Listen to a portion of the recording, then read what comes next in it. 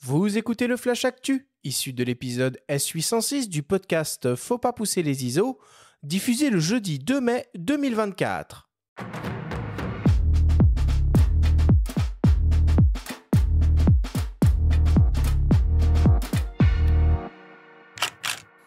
Cette semaine, dans le Flash Actu, Sigma et Tamron se lancent enfin sur la monture Canon RF. Sony annonce un nouveau zoom grand angle lumineux, Seven Artisan propose un 50 mm tilt shift et enfin, on connaît les résultats des SWPA 2024. Le Flash Actu vous est présenté par Fox.fr, le site des spécialistes de l'image.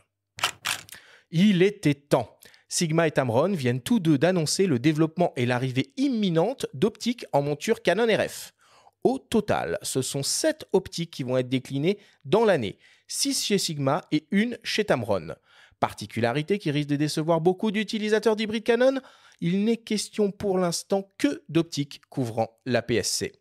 Chez Tamron est concerné le zoom grand angle 11-20 mm f2.8 3A RXD et chez Sigma la série de focales fixes DGDN f1.4 en gamme Contemporary, incluant le 16, le 23, le 30 et le 56 mm, ainsi que les zooms 10-18 f2.8 et 18-50 f2.8.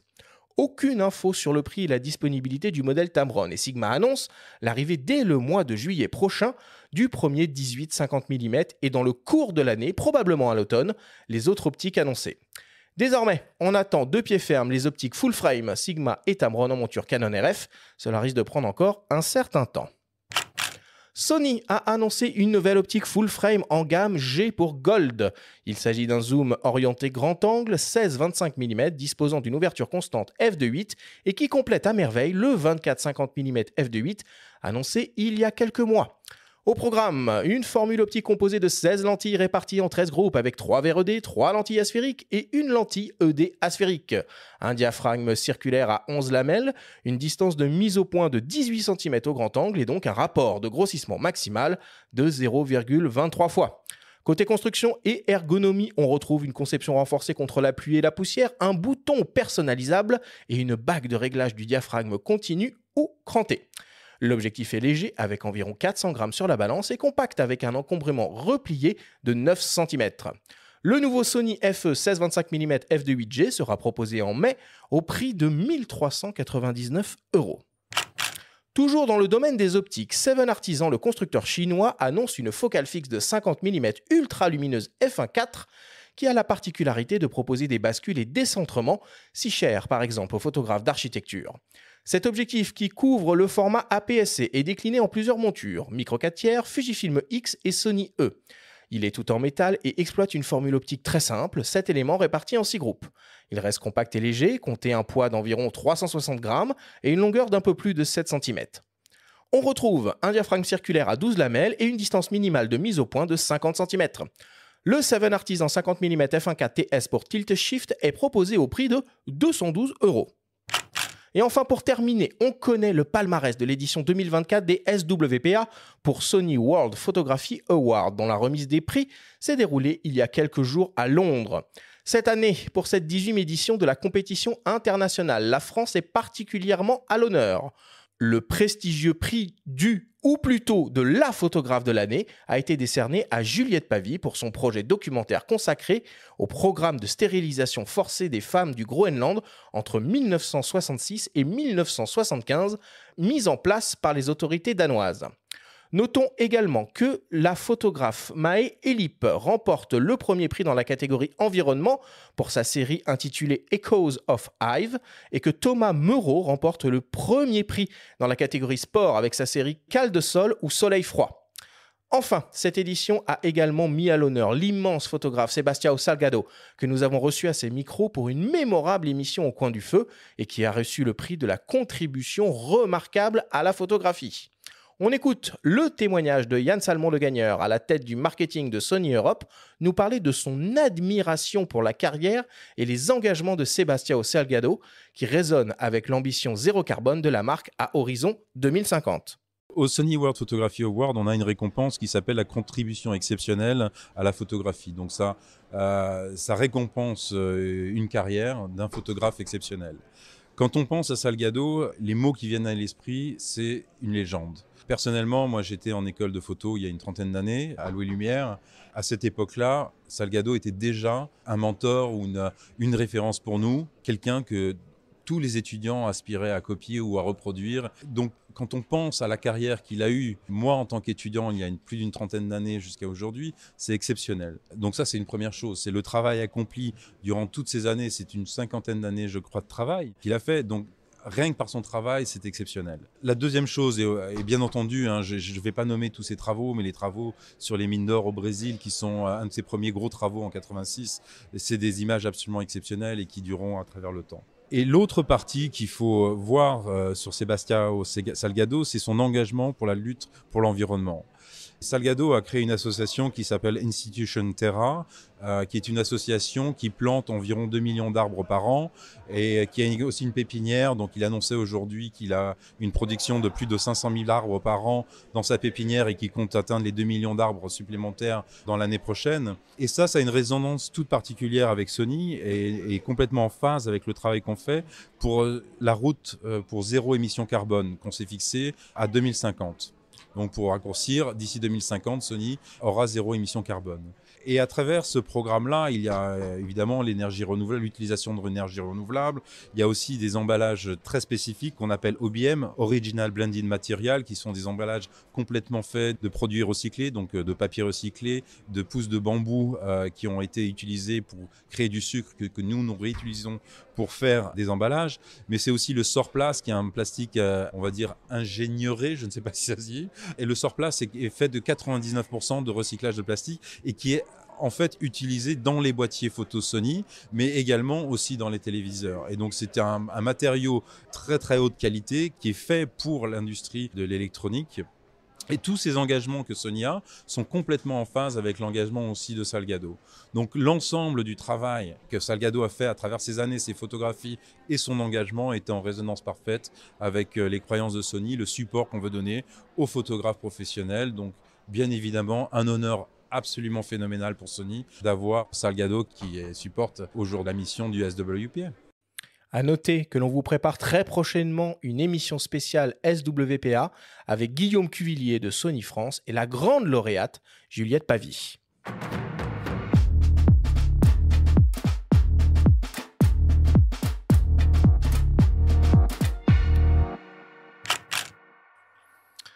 Voilà pour cette actualité assez dense de reprise, Benjamin. Je nous félicite que notre campagne de lobbying acharnée ait enfin porté ses fruits et que l'on voit enfin arriver ces fameuses optiques Tamron et Sigma en monture Canon RF. C'est plutôt une bonne nouvelle.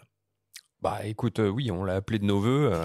Finalement, ça arrive. Enfin, bon, c'était une question de temps, mais c'est important pour les possesseurs qui ont investi dans une monture de pouvoir avoir des perspectives, un horizon et de se dire qu'il y aura plus d'offres que celles du constructeur à l'initiative de la monture. Donc c'est un premier signe très très positif.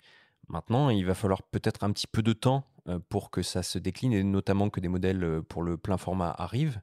Mais le signal est là et on ne peut que s'en réjouir. Benjamin, tu étais à la remise des prix des SWPA. Tu as donc recroisé Sebastião Salgado.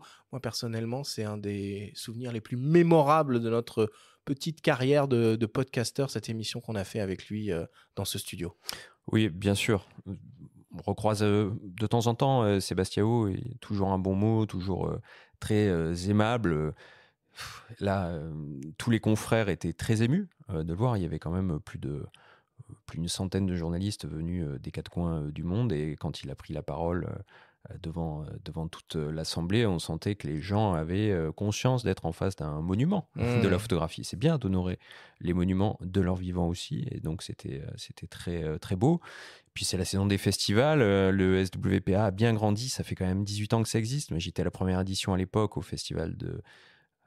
Lapsus, c'était à Cannes, au Palais des Festivals. Et c'est devenu un événement majeur. Et Cocorico cette année, avec 3 lauréats français, tu les as cités. Donc je me réjouis qu'on ait Juliette bientôt à ses micros pour qu'elle nous parle de la manière dont elle a travaillé sur ce sujet de fond, qui n'est pas évident, assez lourd. Et surtout aussi comment les photographes pros aujourd'hui se préparent pour les concours, pour les bourses qui leur permettent pour la plupart du temps d'avoir un petit peu plus de temps pour mener à bien ces projets. Bon, et puis dans la série des festivals et des remises des prix, moi j'étais il y a quelques jours seulement à la cérémonie de clôture de la 14e édition du Nikon Film Festival. Donc là, il ne s'agit pas de photos, mais de vidéos, de courts-métrages. Et le thème imposé cette année était le feu. Bon, c'était une soirée paillettes, glamour au Grand Rex, ouais, au Grand Rex, comme d'habitude. Un concours qui était présidé par Quentin Dupieux, quand même. Et cette année, les lauréats du Grand Prix du jury ont attribué au film Le Plein, signé Charlie Moreno. Voilà, que vous pouvez d'ailleurs découvrir et voir sur le site officiel du festival et évidemment sur la chaîne YouTube qui lui est associée.